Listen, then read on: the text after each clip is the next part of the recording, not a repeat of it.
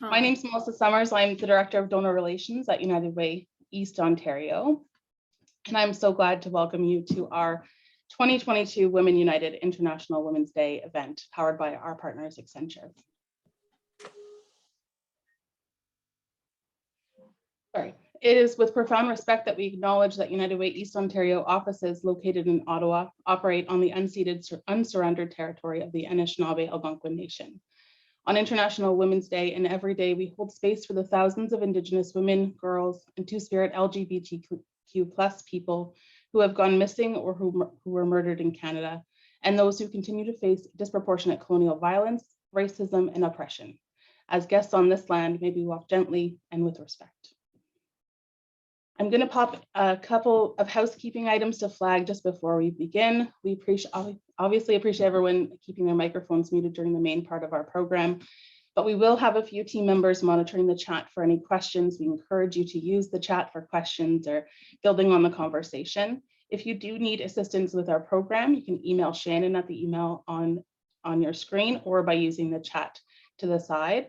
The early engagement on our icebreaker was great, and we encourage everyone to further today's conversation about fearless women on social media with the hashtags IWD2022 or Women United. Excuse me. I want to take a moment to thank and acknowledge our incredible program sponsor. As a committed partner and longtime supporter of United Way East Ontario, Accenture believes a workplace culture of equality is a powerful multiplier of innovation and is committed to making a difference for women in Canada. Today, I offer my sincere thanks and gratitude to Accenture, our longtime Women United member and Managing Director, Risk Management and Quality Lead, Claudia Thompson, who is unable to be here with us today, and the Accenture Canada staff who have joined us on this virtual event. Thank you, Accenture, for your continued commitment to making a difference for women in our community. So 2 years ago, I don't know if it was snowing this bad out my window, but just before the world seemed to completely shut down, my entire calendar was filled with International Women's Day events, which allowed me to connect in person. Feels weird, but connecting in person with our incredible Women United members, but also other amazing women across our community. It included Janice McDonald. I was at one of the events where I purchased Janice's book, Fearless: Girls with Dream and Women with Vision, and she signed the inside of it. And I knew at one point I would find the opportunity to connect her with the work that I'm privileged to do with Women United and United Way East Ontario. Women United is about connecting donors not only with the act of philanthropy, but the impact that we can have on women and our families across our entire region. We are local, but we are part of a global movement. 6 countries and more than 70,000 men and women, all committed to making a difference in their own communities. In preparing my notes for today, I considered the theme of Janice's book and how fearlessness manifests in the work that we do with Women United. We invest in women in fearless pursuit of a better life for themselves and for their families. We support fearless women who are new to Canada, gaining skills and employment, fearless women that build on a new community garden or art project that brings new energy to their neighborhoods, fearless women taking the steps to get themselves and their children into safety, and fearless young mothers working to create the healthiest start for their children. And so it felt appropriate that today, as we celebrate International Women's Day, we'd invite someone who has made it her life's work to share the stories of fearless women. And we are so lucky to be joined by 2 of those fearless women as special guests today, Clare Beckton and Jennifer Harper, who you will meet shortly. I'm now very pleased to introduce our keynote speaker and tell you a little bit more about Janice. She is an award-winning entrepreneur, best-selling author, independent director, and sought-after speaker. She is founder of the Beacon Agency, Inc., and a global champion for women.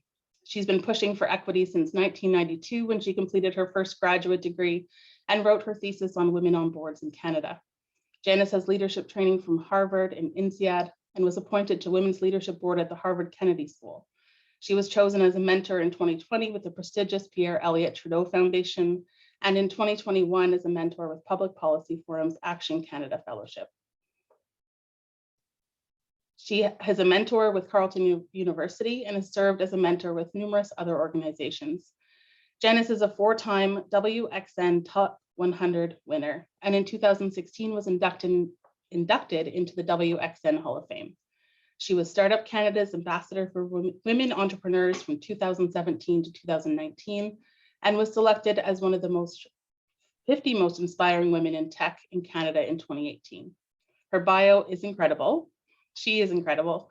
Welcome, Janice. Thank you so much. Thank you, Melissa.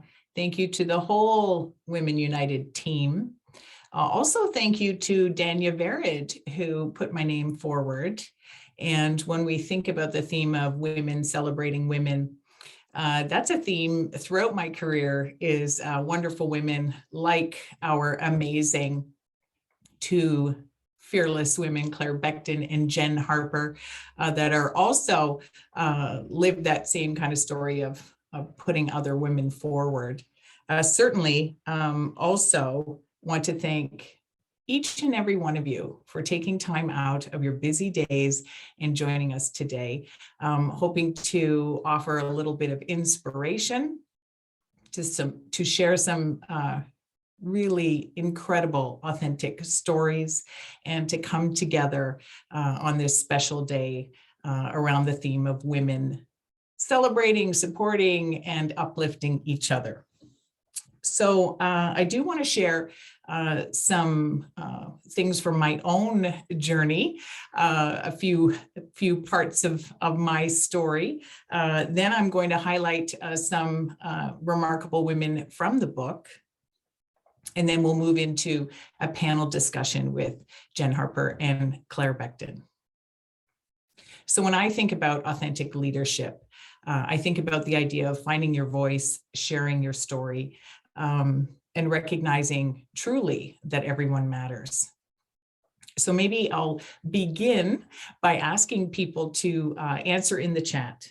Do you consider yourself to be fearless? I know we started with our icebreaker of sharing other people that we admire and think of as amazing women, but what about yourself? Do you think of yourself as fearless? Okay, Helen, thank you for your quick yes.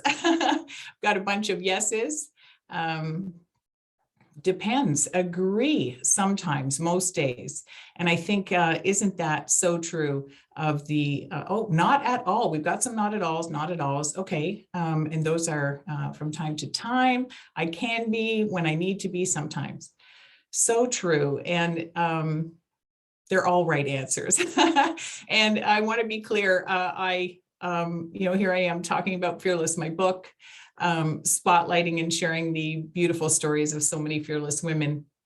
But as a reminder, sometimes being fearless truly is just putting one foot in front of the other. Yes, Shannon, go ahead to the next slide. And thank you for your comments here.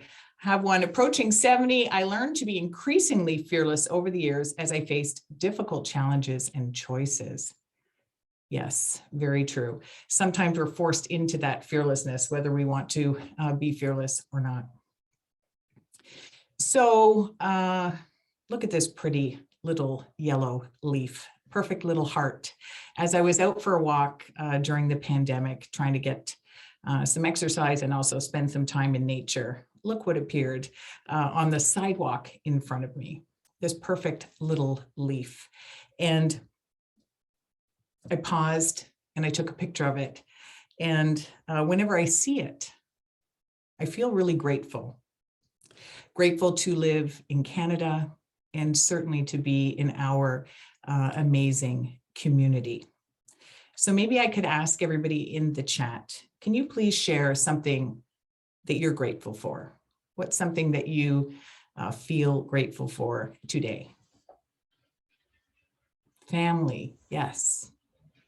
Very true. Coffee, absolutely. Friends, nature, health, walking, safety, health, getting outside, freedom. Yes, absolutely. So many beautiful things to be grateful for. Freedom, my partner, warmer weather, support, grandchildren, financial security. So many things to be grateful for. And this also relates to the story of Fearless.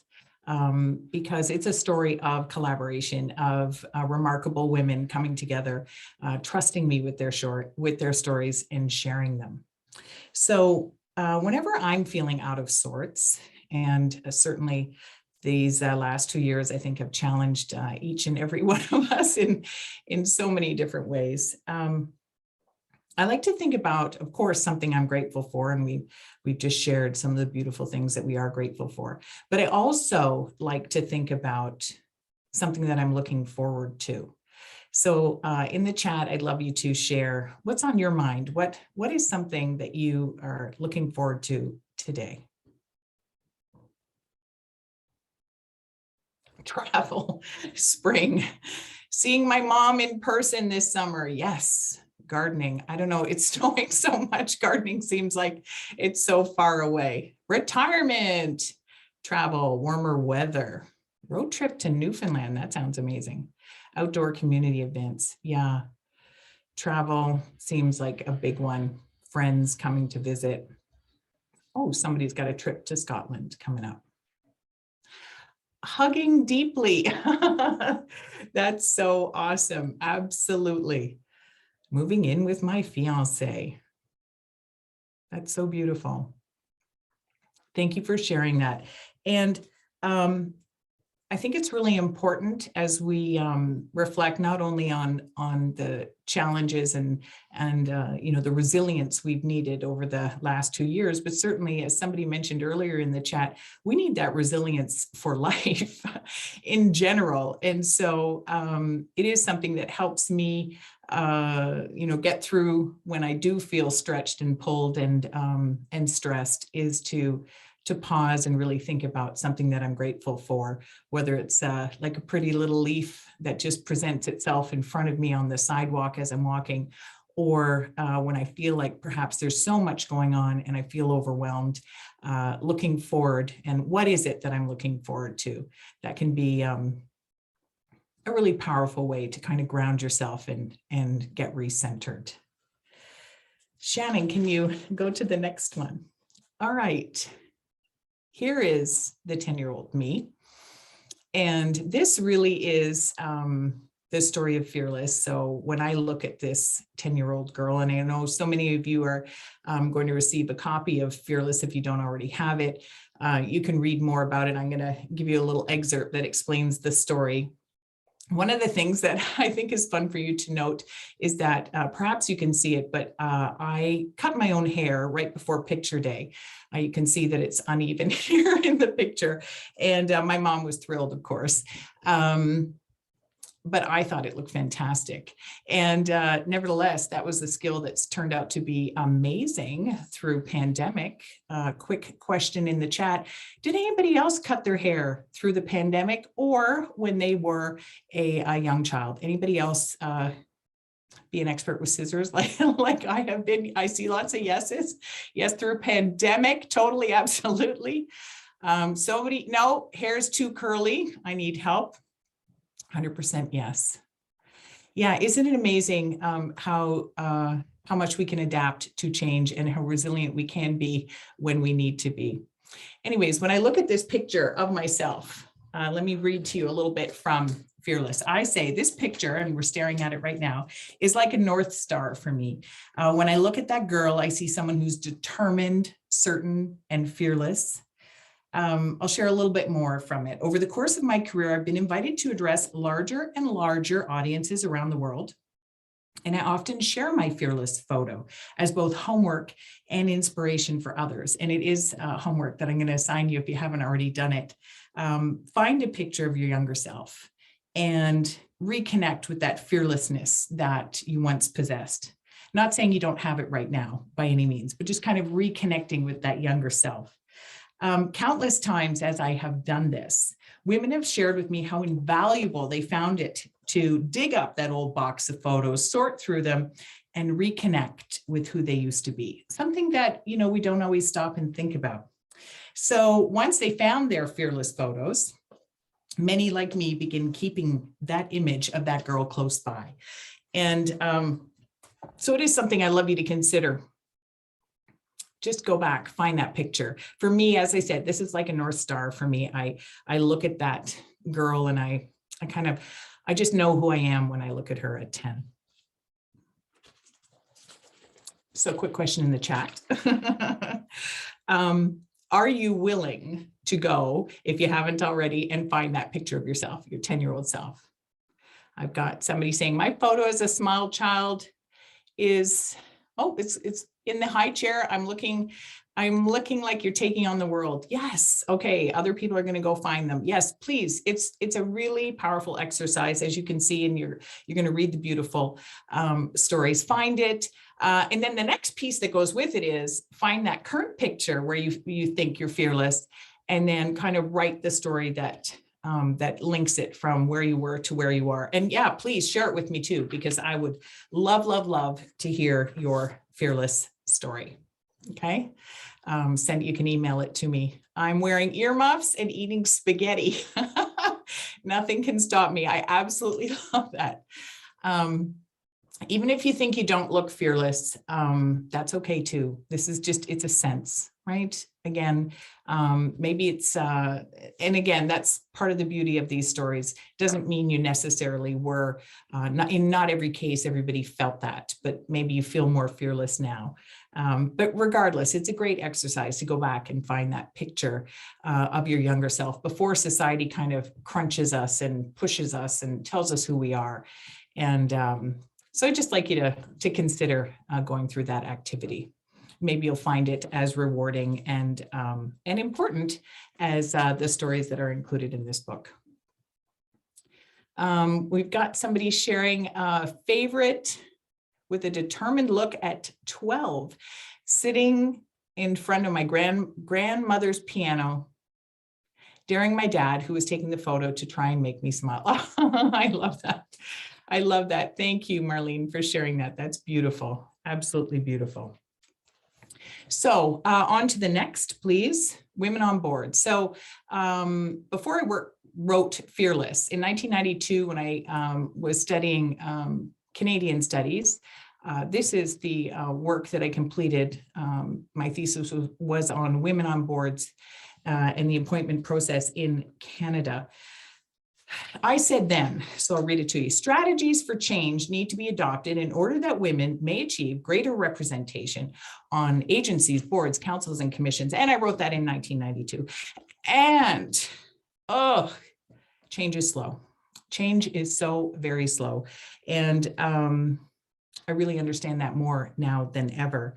And it's why, frankly, we need all of you and your authentic leadership, why we need you to speak up, because we need to create the change and to see women in their rightful places. So love you to think about, ways in which you can make change.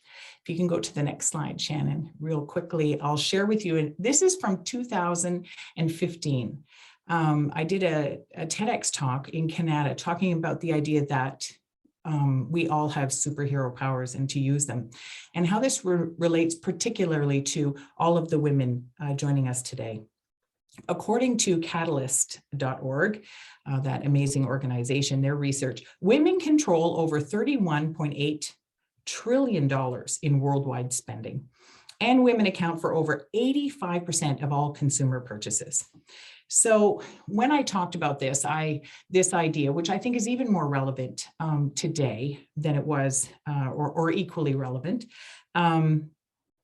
I talked about the importance and the power that you have with your wallet, your phone, and your values. And when you align those and you make those spending choices and you use your phone, whether it's to research or to share or and speaking of share, 92% of women pass along info about deals or online recommendations to others. So really, these are the superhero powers that each and every one of you have. That's a fearless approach that you can take today, making decisions about the organizations that you support, where you direct your time and attention, and align it with your values. So please understand that you do have the power to create and transform your community. And these are 3 simple tools that you can use in order to do so. Okay, next slide, please, Shannon. And so when you agree to step up and step out, it can take you to really interesting places. And here's three very unique experiences. International Women's Forum, and I know Helen is on today, and certainly Claire is involved in this as well. I'm so grateful for the power of women coming together. And that's one example. Here's another, which was from 2018, when I was speaking at the Milken Institute's Global Conference, talking about women and the future of women. And then similarly, just another random example from Vietnam, when I was talking about promoting innovation for startups. So why do I share this, and what does it matter? Because we have things to share, you have things to say, you have knowledge, and it really starts with putting your hand up. So question for each of you in the chat. Are you waiting for someone to give you permission to step into your full power? I see a yes, I see a nope. That's good too. Yes and nopes are, and everything in between. Good. Some people are saying they aren't, and that's fabulous. Not anymore. Depends on the situation. Very accurate and honest answer there too. So if you're feeling that, you know, you are, that there's still a yes there. Nope, but still determining the scope of my full power. Yeah, thank you for sharing that, Melissa. So yes, no, and everything in between. I will share with you that the most interesting things that have happened to me are when I'm fully out of my comfort zone. And so I just share that with you as something to consider. And if you are still waiting for someone to give you permission, a effective thing to think about is you can give yourself that permission. Okay, next slide. Thank you. All right, so this is an organization that I've been actively involved in. The Protege Project is something that I co-created. Excuse me, and please look it up, because it's a remarkable program that continues to this day. Now, what I think is exciting about this is you can make change in the world. And even though I said that, of course, so many things take time, there are ways that you can intervene and create change when you collaborate and come together with the right group of people to create a vision and create change. And that's exactly what we did when I was board chair from 2013 to 2015. We created this Protege Project. And what I think is also really exciting about this, and it's ongoing, and it's actually making meaningful change in the world. The actual thing is that it's pioneering enhanced leadership program that will identify and mentor rising stars in Canada. And this was launched in 2014, and it continues. Thank you for sharing it in the chat if you want to learn more about it. The other thing that I want to underline is it's incredible what you can do if you are not too concerned about, getting the full credit for something. Do people agree with that? What are thoughts on that statement? If you're not too concerned about getting full credit, so you know you've done it, you know you're creating the change, how do you feel about that? Answer in the chat. Yes, no, everything in between. Empowered. Yes, so many women don't take credit when they should. Yeah, conflicted. I agree. I just want you to think about it though, in terms of, when we talk about alignment with your values. And yes, Deb, it usually is a team effort. That is true too. Absolutely. So just food for thought. Next slide, please. So this one makes me think of the quote from James Keller: "A candle loses nothing by lighting another." And this is where I think we have a significant opportunity as women, of course, to share your talents, but also to spotlight opportunities and keep lighting candles for others. It's a core belief of mine, and I encourage you to contemplate it. Likely you're already doing that, but love you to consider that. Next slide, please. Blowing out. someone else's candle won't make yours shine brighter. So I think I'm not the only one that scrolls through Instagram looking for inspiration. And I saw this one and I thought this was interesting because I tend to think about it more in terms of the idea of like the candle loses nothing by lighting another. So that's where I'm going with it. But at the same time, I think this is sort of the other part of it. There's a comment that Michelle made.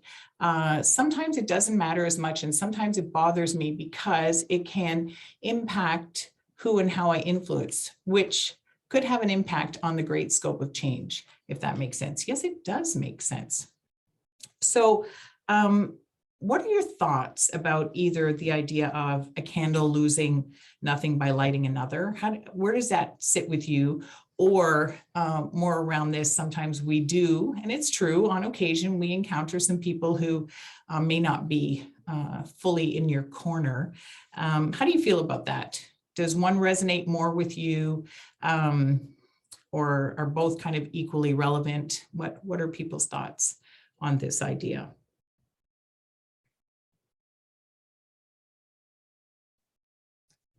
I had a manager who said that to me years ago. Okay, who taught it and now you apply it yourself. Prefer the candle sharing best, abundance-based. Agree, because the other one tends to be kind of coming from that scarcity kind of mindset. Absolutely. Happy for others' success while striving for my own. Women need to light all kinds of candles so that we can all succeed. Agree. Both are relevant. Unfortunately, oops, I missed that one.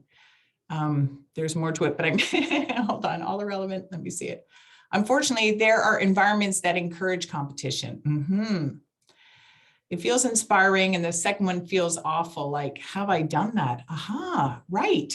And that's also, you know, when we think about empathy, when we think about self-awareness, it's a great question to consider. And you may have done it not even intentionally, but isn't it great to really kind of pause and think about it? More candles lit, the brighter the flame. Yes, absolutely.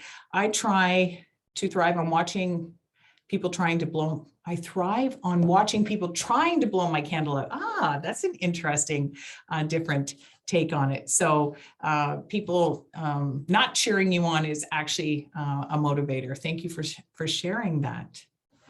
So it is a core belief of mine. And for me, if I look at interesting aspects of my career, it really, one of the reasons why I'm so focused on ensuring that I'm lighting other candles is so many people have been in my corner.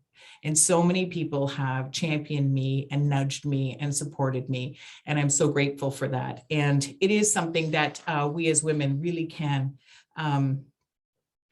we have that opportunity. So find your tribe and be intentional about lighting those candles if that suits you. Okay. I feel like I let too many other people take credit for my actions. Need to be more bold. Okay. Thank you for sharing that as well. Yeah. All right. So some real life lessons. Can you go to the next slide, Shannon? So I've got some real life lessons from Fearless that I would like to share with you. And if you can go to the next slide. First one is, and of course we are going to hear from Claire and Jen, who are going to tell us lots, but let me just start here with, this is really beautiful. So Zainab, and I think this one is really powerful, and it does relate to, you know, really kind of finding your center. When I completely embraced who I was and owned my journey, it no longer mattered what anyone else thought. I love this. And she has a really fascinating story. And her final line that I'll read to you is, all I needed was to accept myself wholly and unconditionally. How do you feel about that idea? Accepting yourself wholly and unconditionally. I see some yeses, some 100%. And so important. So yeah, very important. I loved, it's a beautiful story, and you can read more of her story, but I just pulled out that part, which I thought is, that's your superpower, right? Is there's only ever going to be you, only one of you. And that's where I think is incredibly exciting. So this is, the next one is Christine Whitecross. I'm a complete fangirl of hers. What she has done is absolutely remarkable. Her career is just remarkable. She most recently was Commandant of the Rome NATO Defense College, Lieutenant General. She has incredible awards and recognition including a Commander of the Order of Military Merit, and so many other, I don't even have time to go through it, all of it. But I loved her focus. Her story is very beautiful. And I love this quote that she has included here.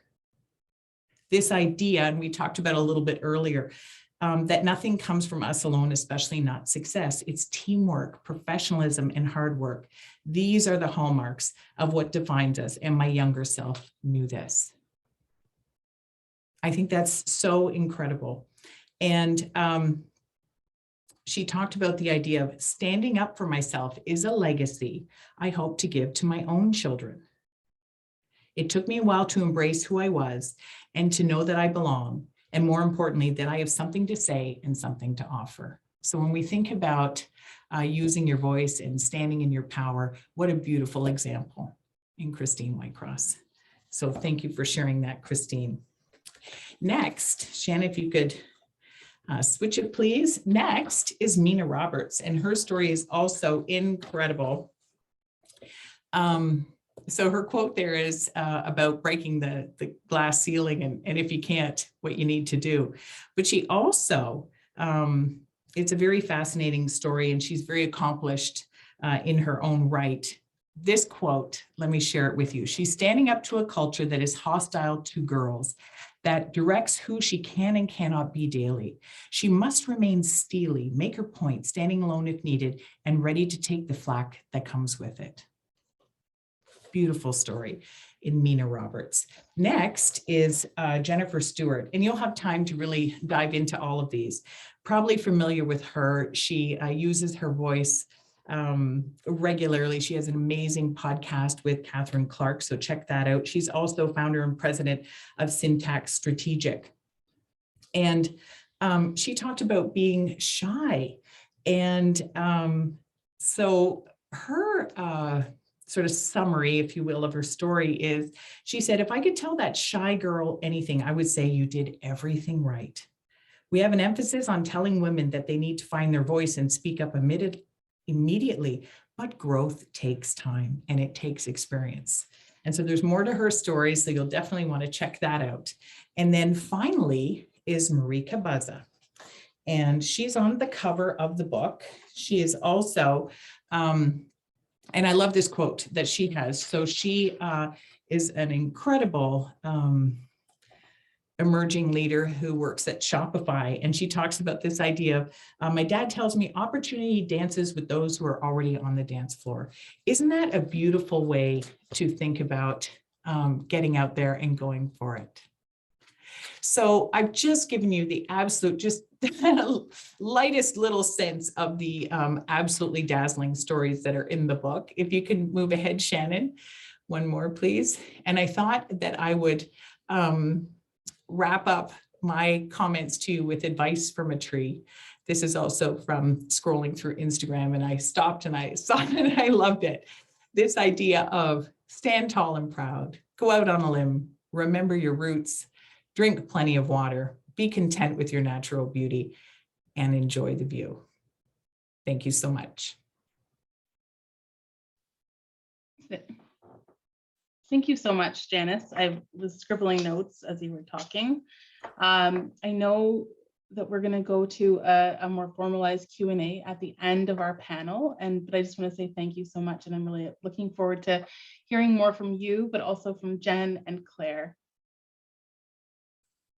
Thank you. So this is the part I'm actually most excited about, is because we have two absolutely remarkable women here that are going to really get into their, the twists and turns of their journey. And when I think about each of these women who I admire considerably, they both have unique and inspiring stories, not only of breaking biases, but as well forging a new path ahead with the way illuminated for others to follow. Success leaves clues, and Jen Harper and Clare Beckton are both going to share the steps they've taken along the way on their paths to success. They both have unique stories, but some common words define them to me: resilience, unwavering focus, passion, and a commitment to something much bigger than themselves. So if I read each of their bios, we'd run out of time. There'd be nothing for questions. So I'm going to give you a super short bio for each of these remarkable women. So Clare Beckton, and this, I only use the bios that they included in the book. So Clare Beckton is an award-winning champion for the advancement of women's leadership, author of Own Your Own Success, former professor of law, served as the head of Status of Women Canada, and founder of the Center for Women in Politics and Public Leadership. Welcome, welcome, welcome, Clare Beckton.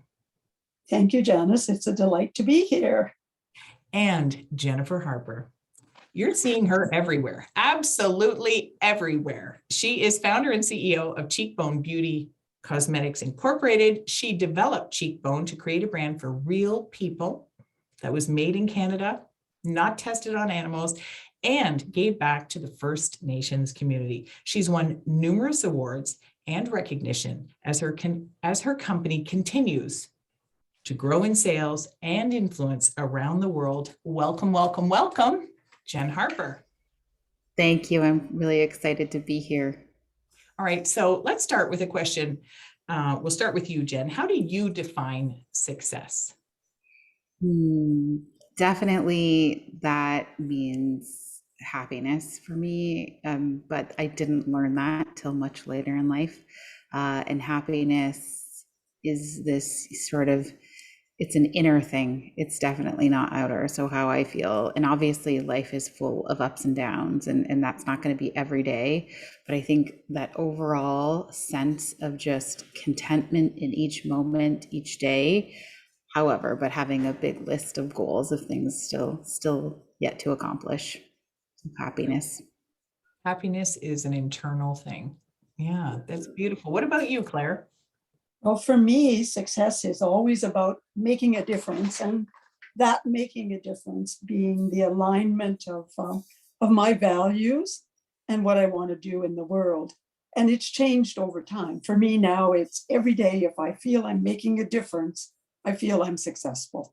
And that makes me feel happy, according to what Jen said as well, that they're all linked together. So maybe we could ask people to also share their definition of success in the chat. Be great to see what other people think about it as we continue our conversation. So what about, let's just start, because our theme is fearless. What about a time you were fearless, Clare? I think I can think of many. But since you went back to your 10-year-old self, I'll go back to my 12-year-old self. I was an extremely shy child. You wouldn't know that now, but I was extremely shy, and I decided to participate in the public speaking contest for our school. And as you can imagine, standing up in front of an audience with your knees shaking, but with great determination that I was going to do it. And I actually won the competition for my home school. And then I had to go to the city to compete. And my story was about a cat, my cat. But that was a time when I had to really overcome everything because it was important to me to participate in that speaking contest. And then it felt good, and that gave me more confidence to continue to do it. And so when you think of speaking, do you still sometimes feel that, do you ever get those nerves still? Oh, I think it's absolutely essential to have a few butterflies every time you speak, because then you know you're going to be your sharpest. So I think it's a good thing. I don't see it as a bad thing. And yes, every single time I have spoken, as you have, to audiences all around the world, to many different places, but I still get those butterflies every time I speak. Reminds you it's important. Yeah, it's very important. And it's very important because what I want to do is make sure the people I'm speaking to are going to hear what I have to say. Hopefully they will get a message that helps them. And I want to be able to hear what they say. So I really want to be able to connect with my audience. So Jen, with you, a time you were fearless, again, so many different examples you can pick. Just pick one for us. Give us a sense of. Yeah, I think there's lots of times, but at the same time, I think it's important to know that you can feel fearless and but scared and all at the same time. And so that's just I feel like that's a constant on this journey. But just taking the leap to start a business without any experience, I have to really remind people I did not come from the beauty industry, and now I'm in probably one of the most competitive industries, and I feel lost every single day. I don't feel like I think I know what I'm doing, or are we doing the right thing? Does anyone even care in about the brand that we're trying to build and create? And so every single day I feel like I wake up and I'm fearless because I'm still continuing to do that, and to really make sure the whole entire world sees the value in Indigenous representation. And that includes a full shelf on the beauty in the beauty space, and we're bound and determined to get there regardless of what it takes, because we're not even close. But I wake up fearless every day, making sure that has to happen. It would be fun, Jen, if you could take us back to the early days of creating this brand. Claire and I, had the opportunity to interview you and talk about this beautiful vision for a brand, which you have realized, and to your point, is so incredibly competitive, the industry you're in, but yet you've been very clear about the kind of brand that you want to build. So give us a sense of that, because guiding with your values has been I think so powerful. So tell us more, take us back. Yeah, it's so interesting when I met both of you, for sure. I feel like I've learned so much about an industry, an entire industry, and myself as an entrepreneur along that path. But it's certainly, when I think and hear both of you speak about making a difference, you're definitely two women who uplift and really support. So that support is, I can never thank you enough, but it's been incredible and certainly felt. Yeah. So, I had no idea. I think the potential of even the brand that I had envisioned, to be perfectly honest. Then you start building and you see, and you see what's possible. And then you also are learning, and for us, the Cheekbone, for me specifically, was learning that there is so much space in the market for a brand like ours to exist. So originally, we used what's called white label, private label in the beauty industry. So that's somebody else's products, somebody else's formulations, somebody else's packaging. Today, we built our own lab and facility here in St. Catharines, where we're headquartered. We employ our own chemist, and then work with sustainability consultants and experts on the side to make sure everything that we're doing. So when I got to the industry, I was blown away that to realize how much plastic this industry provides, not even understanding, I think, raw ingredients to the place where we do now. So now we're a brand that uses a concept called life cycle thinking, life cycle analysis, from the harvesting of raw ingredients. That's the beginning of the life, to the end of the life of the product, which is not only the raw ingredients that we wash off our faces and goes down our drains every night, ensuring that all of those ingredients are biodegradable so the ecosystems are not impacted in that process, but the end of the life, including the packaging, what is happening to that. And our goal is that it doesn't end up in a landfill. And this whole entire brand was built on our Indigenous roots, on the concepts of Anishinaabe teachings that Indigenous people have been using for thousands of years. I've said they're the OGs of sustainability. And yet I'm having this conversation. I believe this wholeheartedly. And the giant distributors in the world are looking at me like deers in headlights. But that's how I know know that we're on to something so special. Our products are incredible. The complexion pencils we launched last year are the most phenomenal product that exists. You know, as a leader of this company, I just have to do a better job at making sure the whole world knows, and that these products are getting in more hands of people so that they can see that. And that I did not even have any of these ideas the first time we all met, right? Like, I just had the idea that a beauty brand needed to exist because Indigenous people were left out of that narrative in the beauty space. We are not a brand just for Indigenous people. What I've learned along the way is we get to dismantle that one very narrow-minded view of what an Indigenous person looks like, because Indigenous people I've met have the fairest of fair skin to textured skin to deep, dark, rich melanin. And so Indigenous is the entire gamut of the human race.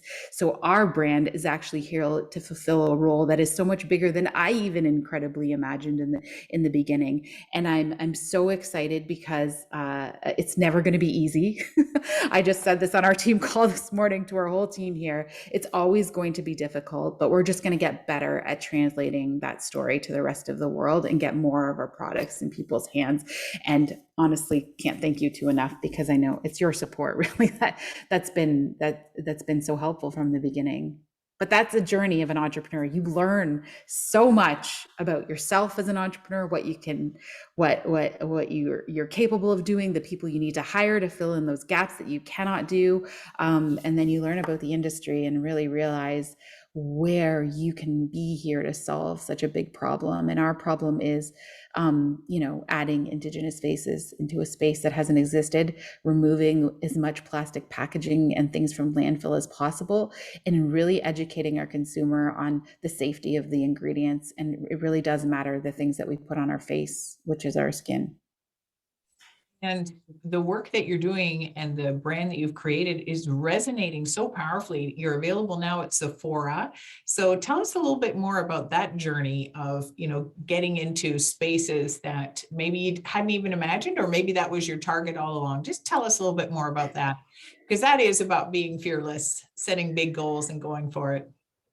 Yeah, when we started, the whole e-commerce world was just like hopping. Like, if you were a small business that had a product or had something to sell, and you understood the digital backend world, you were rocking. You could get customers. Social media was rife.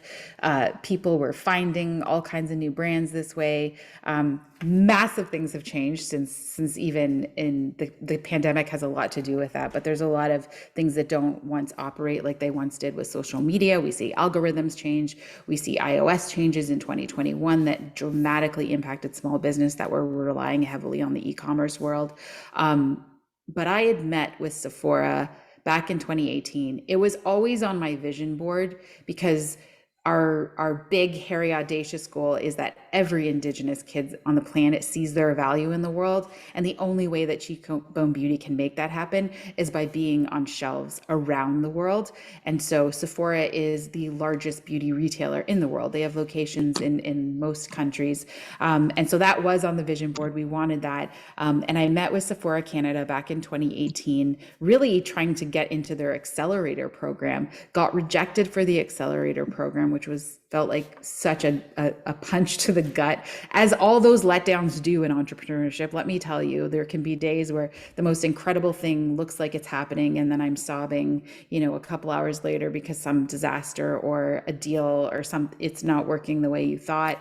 But that's the roller coaster of this life. But they began our relationship with Sephora, and Sephora Canada has been specifically so helpful, and specifically their executive team, a woman named Jane here in Canada, who's a VP at Sephora, has been so helpful in helping us and really being honest that, if you're not making something like the products that we're making now, when I showed her the white label private, that those items will never end up on a Sephora shelf. You need to be extremely different than what exists in the market, innovative.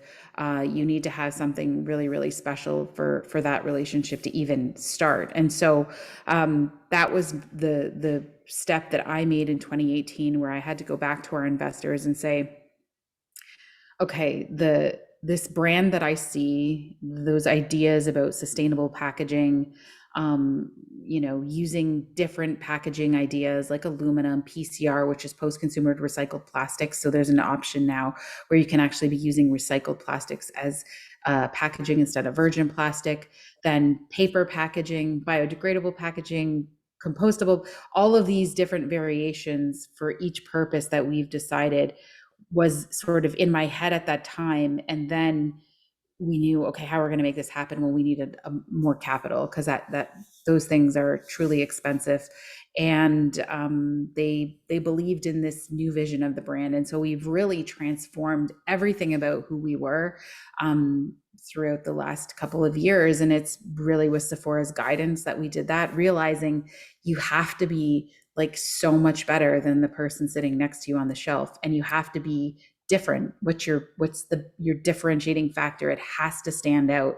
And that's the process and where we began with that project. And I'm thrilled that today we're there. Today we are different. Today we have, we're a clean beauty brand, very convoluted statement. And I will tell everyone, you need to educate yourself as a consumer, because there's a lot of greenwashing that happens within the industry. People claim clean and they use ingredients that we have defined clean for ourselves as a company. And you can find all that kind of information on our website, but certain ingredients that people don't want used, we removed, very controversial ingredients. And then other, we explain why certain ingredients are used and why not. And sustainability is the biggest part of our mission. And so there's a lot of, even in the natural world, we could take tons of natural plant sources. However, are we robbing the land too much? Are we replanting things? Like, there's so many things to consider. There's no silver bullet solution for sustainability. It is so nuanced and requires a ton of education, which as a brand, I hope we're a part of helping customers get educated, because there's so much misinformation than you can find on the internet, as well as good information. So it's about finding the right sources. But the process has been extremely challenging, but that's what makes, I think, this exciting. And with Sephora's always being on that vision board, we've checked one box. We're in one country. There's so many more boxes to check and countries to get our products and be on the shelf. We don't just want .com or .ca relationships with people. We want our products on shelf where they belong. So step one in the world domination tour, Canada, right? So let's go in a different direction. Let's hear about your unique journey, Claire. So from growing up in rural Saskatchewan to, law degree and teaching law and most senior roles in Government of Canada, which, how did that fit in? And you continue to reinvent and go in new directions. So I think it would be helpful for people when we think about that theme of fearless. How do you say yes? And how do you move yourself forward? And when do you know the right time to, grab that next opportunity? Give us some of the insights from your fascinating career. Thank you, Janice. And isn't it wonderful to see the enthusiasm that Jen has? And it has been wonderful watching your journey, Jen. So going back to my own story, I grew up, as a lot of people know and a lot don't, I was very poor growing up. We lived in a 3-room shack, literally on a farm in Saskatchewan with no running water and no electricity. And until I was 12 years old, we went to school in a sleigh. But I don't ever look back at that and say, poor me, because one of the things I learned then was resilience. Because when you live on a farm, there's always challenges. With when there's crops failures, because you get hail, you get grasshoppers, you get things happening. And so I learned to look at life as there's going to be challenges, and it's going to be, how do we deal with those challenges in moving forward? But I think I learned at that early age as well, we always have to move forward. There really isn't much choice but to move forward. And I decided at age 12 that I really wanted to be a lawyer, because I watched a television program and I had visions of myself being a criminal defense lawyer. Of course, when I got to law school and I realized that probably wasn't the best, I ended up going to graduate school. And I was going to university at a time when the civil rights movement was beginning, when women were now coming forward and saying, we want a place in society and in our world and in leadership. And it was very challenging because there were no role models then. If you think back, the only role models you had were women like Germaine Greer or the one cabinet minister. And that was very hard because you could look up and say, you know I don't want to be like my mother staying at home, even though that's great and that's an option, but it's not what I want. So law school actually gave me that opportunity and a springboard, and it was part of what I wanted to do to make a difference. And I think I started when I was teaching law, I was the only woman, and I was 24 years old in a faculty of 33 men, trying to fight and say, we need to have more women here. We need to have and we started back then at diversity. I became part of a president's committee that was looking at how do we create diversity here, not only women, but people from different backgrounds. So it started way back then. And then I had the opportunity, and this is what, keeping your eyes open for opportunities. When I had been teaching for 9 years, I was going to take a sabbatical year. And I had a grant actually to go to Strasbourg and write a book on European human rights. But instead, the government called and said, would you come and do the review of the new Charter of Rights and Freedoms to make sure our legislation is in line with it? So that was an opportunity that would never come again. And so remaining open to that, I said, well, Strasbourg will always be there, I hope, given what's going on in Europe now.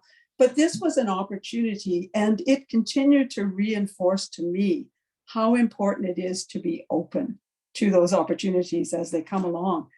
And I have to say, I'm not one of those people who has carefully planned my career, because even when I was planning anything, I always found something else knocked me off those plans. And I ended up with something I didn't anticipate.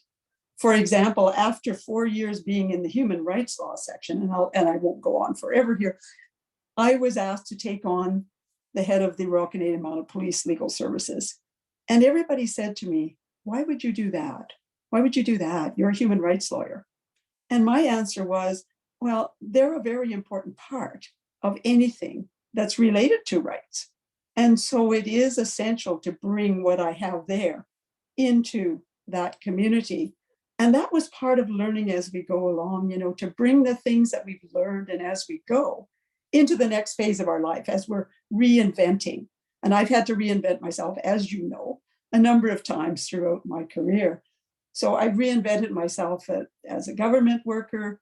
Then I had an opportunity to go back to university, which was tremendous because I never imagined I'd do that again, especially at 53, go back to university, go to Harvard and change my career path. And that's how I ended up being the head of status of women.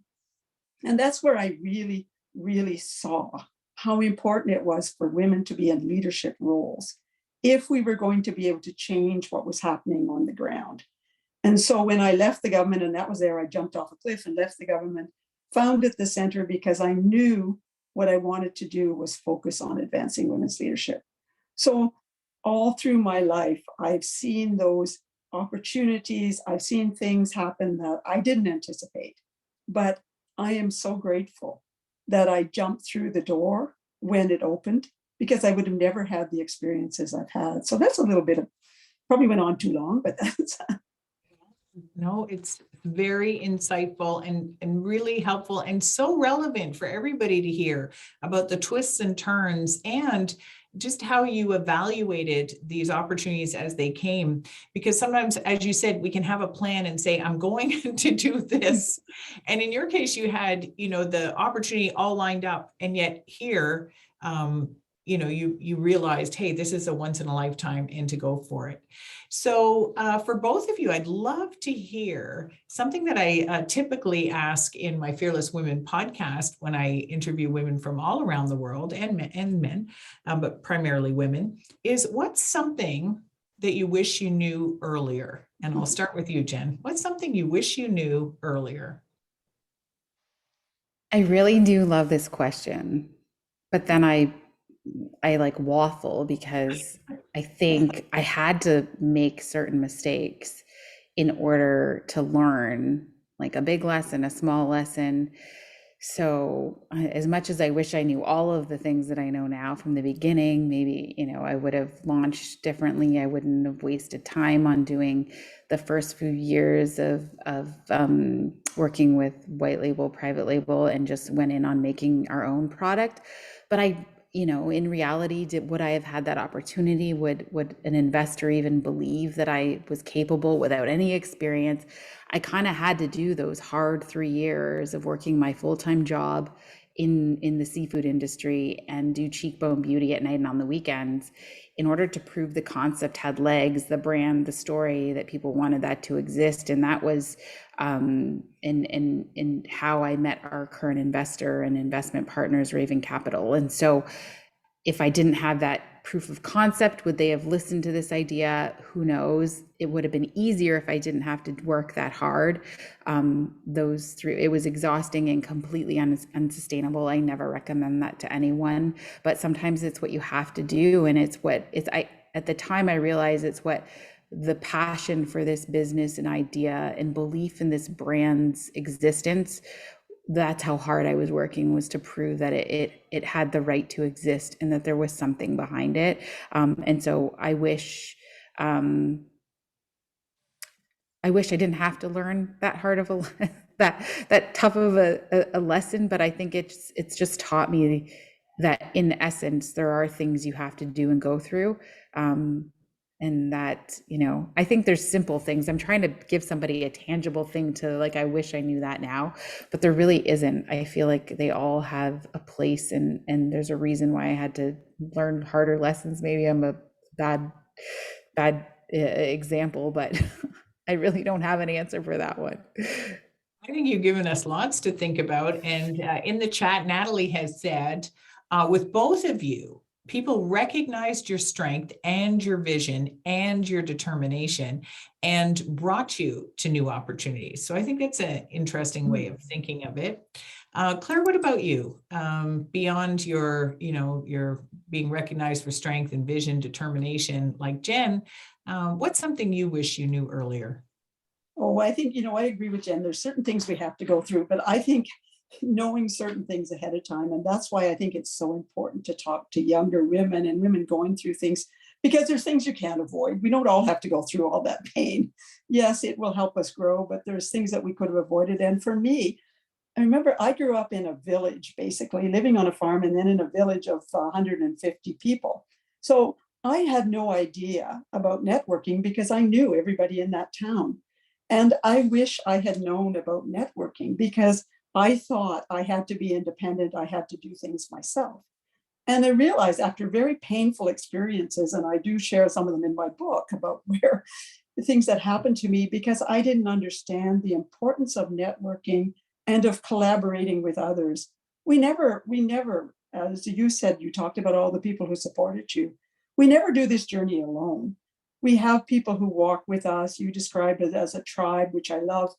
But we always have people who walk with us, and we need those people. And we need to understand. And it was only years later in the government when I was looking around and saying, how come my male colleagues are getting ahead and we women are struggling? And I realized because the men go to coffee, they network.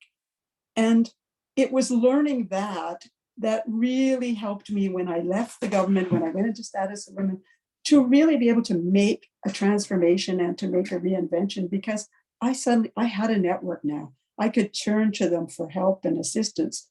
So I would say to any person starting out, grow your network from day one. Friends, family, think about people. And with a network, it's not only about you, it's about what you give to your network. And Janice, you and I do this all the time. We connect people. And that's what we can do for others, is we can connect them with other people. We can help them. So for a network, it's a give and take. It's something really important that we learn, that we can give so much. We can help other people through this network, as other people help and have helped us through the years. So for me, that's really one of the things I wish I had known earlier. And Sue has said in the chat, we all need to know that asking for help is a sign of strength. Absolutely. Absolutely. And, I would add to that, your network. they're not mind readers. So, if you need help with something, you do have to let people know, and don't wait till you're really struggling. In my experience, people, broadly speaking, they do want to help. If you ask, they want to help. And if they can't help, they'll say, I can't help, but maybe this person can. And again, that's, expanding your network. But we do have to be willing to kind of, put our hand up and say, I need some help, or can you help me? And I think as women, we somehow along the way thought we shouldn't ask for help. Mhm. And so we often have not asked for help. And you can look at it another way, what you've described, Janice. And also, if I don't ask you for help, I'm depriving you of the opportunity to do something really good that will make you feel good. Because I know most of you thinking out there will probably think, and remember, when you help someone or you do something for someone else, how good it makes you feel. Can I just add something Please. too? Sorry, Yeah. I just thought about it because it's such a great example that Claire has provided and how critical networking is. And for those that do not like doing that. So I literally hidden out in bathroom stalls at networking events for 10, 20 minutes, as long as it took for me to get the courage to go and try to introduce myself. And it's so hard and so challenging. However, one critical piece is who you meet at those networking events and how they really can help propel that purpose, or the idea, the brand, the vision, whatever you're working on. And Doug Langmuir and his ex-wife, Suzanne Langmuir, they founded a company called Bite Beauty here in Canada and eventually sold to Sephora in 2014. And if it wasn't for me attending an event with another woman who knew Doug and made an introduction, he's now a mentor and sits on our board. And he's the only reason I know half of the things I know about Sephora and working with Sephora. So literally pushing yourself to get out there and do that could be one of the critical components of building something super exciting and successful. And I think I would add to that, Janice, if you got a second, is that networking, you can think of it as making new friends, because I think women network differently than men. Men do it, they make casual acquaintances and they don't hesitate. But I think as women, we feel we want to connect with the other person. So it's a real opportunity to connect with people. And it doesn't have to be at big events. You never know. I mean, and I'm sure all of you have, you've met someone at your child's hockey game or sports facility and suddenly found out they do things that can assist you or you can assist them. So there's so many different ways to network. And yeah, I don't like those big networking events the same as you, Jen. I've done them, but I much prefer to think of it as it's an opportunity to make new friends, meet new people, and share experiences. Some comments in the chat. Networking is definitely a series of reciprocal relationships. And then Adriana says, I remember that when I'm asked for help, it feels good to be needed and valued. Absolutely true. And I think that's so helpful. Maybe I'll add one comment in relation to networking is, this sense that you have to meet as many people as possible in a short amount of time, which, to your point, Claire, women, broadly speaking, don't network the same way. I tend to think of it of going where the energy is. If somebody, if you feel like a spark, like Jen gave that great connection example of the connection she made because someone introduced her, that you can build something there from that original spark. So I love thinking about it that way. I know we want to leave some time for questions, but maybe before we do that, could you each share what's inspiring you? What is inspiring you these days? Well, for me, looking around at all the amazing women now out there who have started businesses like Jen and Janice and I did a series of studies on women entrepreneurs, and we met so many amazing women out there doing their thing. And I look around at the young women that are out there now and they're moving forward, they're fearless, they're taking on areas that never existed before. And that inspires me every day. I love mentoring, and I'm always inspired by my mentees because I learn from them. At this very moment, I'm also being inspired by my oldest son, who's over in Ukraine right now, trying to find ways to help people get out of Ukraine. So I'm always inspired by what he's been doing with them and Laura and the veterans. So a whole lot of things are inspiring me these days. I feel pretty inspired. Thank you for sharing that. What about you, Jen? Yeah, for sure. The so many women doing incredible things when it comes to businesses, and the innovation we're seeing coming out of all industries is really, really exciting. I got to have dinner 2 weeks ago with a fellow entrepreneur. Her name's Bobby, and she has a company called Virtual Gurus out of Calgary. And just, sometimes when you hang out with other entrepreneurs or CEOs that are kind of like at that different level than you, and she's certainly at a much higher level than the work that I'm doing right now, in the sense that they were just doing like, a funding series, and, Salesforce being one of the people interested, like that's a massive deal. And so just having a meal with her and listening to the journey of that funding round, I know, trust 10 years ago, me even saying this would sound so weird, but that was inspiring to me because it just really offers me the potential and to see what's out there and available, and really, and then on a more like just, grassroots level, I am inspired by just the spaces that Indigenous people are taking up, and the faces that we get to see. Like there's a show out of the United States called Reservation Dogs, and there's so many, the whole cast and crew, I'm quite positive, is Indigenous. And we're talking like everything, every part of the series, and they're just in spaces now, and predominantly in Hollywood, where they're at all of the events and showing up in beaded jewelry, and then also in their modern form of themselves, not the old Hollywood version that I think the entire world sometimes gets stuck on about what Indigenous people are supposed to look like. And so seeing young folks just have this ability to get into places that they never even dreamed of or imagined by being themselves, not trying to be something they're not. And it's teaching me as a grown woman that, a reminder, like, just keep being yourself. We don't have to, change who we are. We don't have to do that anymore. And I think that's a really important thing to remember. So beautiful. And it really ties right back to where we started our conversation today around authentic leadership. There is only one of each of us, and there'll only ever be that one. And so, of course, bringing our full selves forward, that's our gift to the world. And so that's absolutely beautiful. Can you give us a sense, Melissa, because how are we for questions? Do we have time to take a few questions? Of course, yeah, that would be great. Okay, so great. We can certainly use the hand raise function, which is down. If you click on reactions at the bottom, or please feel free to type them into the chat. Mm-hmm. And yeah, Bobby is a phenomenal entrepreneur that you mentioned.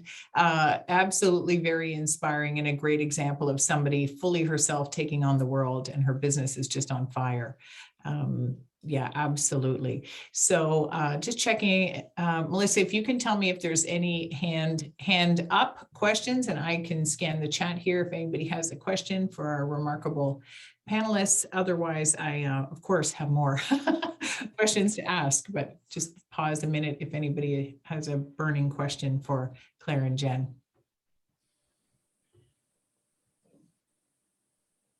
Any hands raised just yet, Janice? So, okay, I do have one here from Adriana. How do you stay on top of taking care of yourselves while giving back to everyone around you? That's a great question. Maybe I'll start with you, Claire, and then over to you, Jen. That is a great question, because this is one of the things that women are constantly challenged is And I've met so many over the years in doing some of the things who felt guilty when they took time out for themselves. But I think it is really important to take time out for yourself and whatever it is that makes you feel good. I've always felt exercise was an important part of my life and it was a part of keeping me sane. So even when my babies were small, I'd get up early before they'd wake up and do my exercise so that I could feel good for the day. So I think it's thinking of yourself. If you don't want to do it, think of yourself as basically the person who's responsible or must look after themselves in order to be able to look after the other people in your life or be able to give your best self. We talk about giving your best self, but if you don't take care of yourself, you can't give your best self. And I know there's periods when all of us have felt extremely stressed. And those are really the times when we need to step back and ask for help or say, hey, I need a break. Can you help me? Can we do something? So I've learned over the years that being superwoman is not the best person to be. Yes, use your superpowers, but remember to be kind to yourself, the same as you would your best friend. Just be kind to yourself and think of the ways, whether it's yoga or it's meditation or it's a day at a spa or it's shopping, whatever makes you feel good, you need to take time to do that on a regular basis. Jen. Yeah, that's such a great question and so important. I use a quadrant and it's in a circle and it's divided in the 4 spaces, like spiritually, emotionally, mentally, and physically. And I check in with every one of those quadrants every single day. And just a full on, truth here. Over the pandemic, I didn't do a great job of taking care of myself physically. I was still doing my fitness, but I was really not doing a great job at nourishing my body with healthy, energizing, wholesome, nutritious foods that will help me be my optimal self.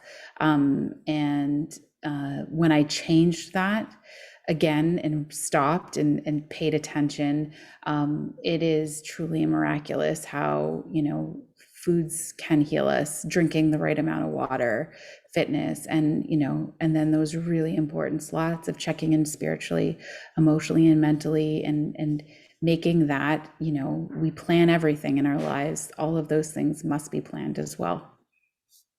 Michelle has said she uses the acronym SPIES: spiritual, physical, intellectual, emotional, and social. And I think that's a great way to think about it. Another question here, and this is from Veronique. Could you discuss an example of a challenging time when the little voice in your head might have said, I cannot, and how do you overcome that feeling? What are the specific actions? Who wants to start? Oh, I can think, because that little voice in your head is always there, and it's how it does it. And my last 6 months in government were not a very happy time. And I encountered a minister that I couldn't work with. And that little voice in my head was saying, you can't leave, you just can't leave now. You have a team you're responsible for, and all of those things. But I finally had to look at myself and say, I don't like who I'm being now. I'm not happy with who I am. This is not who I am. I'm not being authentically who I am. So I had to turn that little voice around and say, no. I have reinvented myself many times. Now I will leave and reinvent myself. I don't know what it'll be. I don't know where I'm going, but I know I have to leap off this cliff and there'll be a net there somewhere. So I think what I've learned is to substitute the negative for the positive, because we often just focus on that negative, and the little voice in your head often tends to be towards the negative. So it's trying to switch it and make it positive, to say, yes, I can do this. I've done it before. Look at all the skills I have, and then jump in and do it. And I've survived. As you can see, I'm here. And I will say, I tend to think of it that we have that inner critic on one shoulder and the cheerleader on the other. Mm-hmm. And, maybe give less time to the inner critic and give some more space to the cheerleader. Let the cheerleader out. What about you, Jen? Yeah, it's tricky because it happens, I think, to all of us. And I really think it's important to pay attention and then analyze it because, if you're feeling a certain way, there's got to be a reason why. And analyzing it a little bit is really important. And then our thoughts are so powerful. They're so powerful. They will literally dictate our futures. And so being able to flip those scripts and do change it and find the positive out of the situation, or when you begin to analyze it, you'll realize what the actual problem is, and a lot of times it does lie within ourselves, and we have the ability to make those changes. Like just the example Claire used was, yeah, you don't have to lead the team just because you're the one that started it. Like, who is saying that? Nobody. And especially if the role is changing who you are into a negative situation, then you don't have to stay there. But how can you make it so the outcome becomes positive, and then your thoughts changing those, for sure. But it's definitely so challenging. It happens all the time, and I think the more we're aware of it and becoming really honest with ourselves when we are self-aware is key, because we're so good at making up excuses and stories, and there's so much nonsense that can just happen. An entire story is made up in a matter of seconds because somebody looked at you funny. Let's be real, that does happen. And so, but you can totally flip that really quickly. So we have a question from Hannah. She wants to know about the role that men can play in sponsorship and being allies for women. How can we ask our fathers, husbands, sons, brothers, all male, and colleagues, friends, to raise their standards, to promote and support women, break down old ways of working and paradigms? How do we start the conversation with men in this story? Claire, what are your thoughts? Well, I think for starters, it's really, really important to engage men. For a long time, the women's movement didn't engage men, and they were on the outside. And yet all the men in our lives are on the inside. And so I think starting the conversation it depends where the person is. I mean, I can't say you do start black and white or whatever, but oftentimes if someone who has a daughter, or they say, what would you like for me? If it's your father, what would you like? What do you see for me? What would you like to see for your daughter as you see success? And even for the brothers, how would you like to see your sister treated? So begin to put it in a context of a personal context so they can relate to someone in their own family. What would you wish for them? Then wouldn't you wish that for all the women in your lives? Because we know that women who are sponsored by men or supported by men are going to do well, because especially in environments where men hold the power, and that's still a lot of the environment. So I think it's finding that space for the conversation, and it can start with talking about someone in your immediate family. We know that men with daughters tend to be more open, for example, to this kind of a discussion. But in your own family, to start talking about, what do you wish for me as your daughter, as your sister, as your spouse, if it's a husband and wife, and that tends to personalize it and get them thinking more broadly than they might have otherwise thought. Brings it home. You, Jen? I was just going to say, I think Claire did a great job of answering that. Beautiful. So maybe then I will wrap it up with final words to share. Over to you, Jen. Final thoughts. What do you want to leave people with? Yeah, I think all of us are capable of so much more than we think. It's just surrounding yourself with the right people. And we have a lot of power at checkouts. So, when you think about organizations, you're supporting brands, you're supporting the consumer, really, really holds the cards there. And so that's something that I obviously, as a business operator, I've done a lot more thinking about that over the years, but I've always thought about the purchases we make. And since I've been in a more transactional industry for most of my career, it's really like where we spend our dollars is what we support. So just those things, leaving people with that. Make those decisions with your wallet. Absolutely. And Claire? I think it's to really believe in yourself and know if you believe you can do something, you will do it. If you don't believe you can do it, you won't do it. And when you're troubled by, my motto had become, after I started realizing this was so important, if you think, oh, well, why should I do this? There are other people out there. Stop and think, if not me, then who? If not now, then when? And that will inspire you to say, I have powers, I have strengths, I can make this change. Exactly what Jen's talking about, whether it's at the cash or with its other people, or if it's in business, whatever you're doing, you have the power to succeed, however you define it. Very inspiring words from two absolutely remarkable women. What an absolute pleasure to have both of you here today. Thank you both for sharing your fearless story so far, because you're still just getting started. So thank you both. Over to you, Melissa. Wow. Thank you so much. Honestly, again, the willingness to share stories, I think perspectives and everything that all three of you shared today, gives us at Women United and United Way the opportunity to really amplify the voices of women who are making a difference in all different spheres, right? So I want to thank all three of you, Jen, Janice, Claire, for sharing today, for joining us today and being so willing to speak to all of us, but also just participate in the conversations, not only today in the week of International Women's Day, because it is tomorrow, but we are taking the week, right, everyone, to celebrate International Women's Day. You all embody the theme of this year's IWD so beautifully.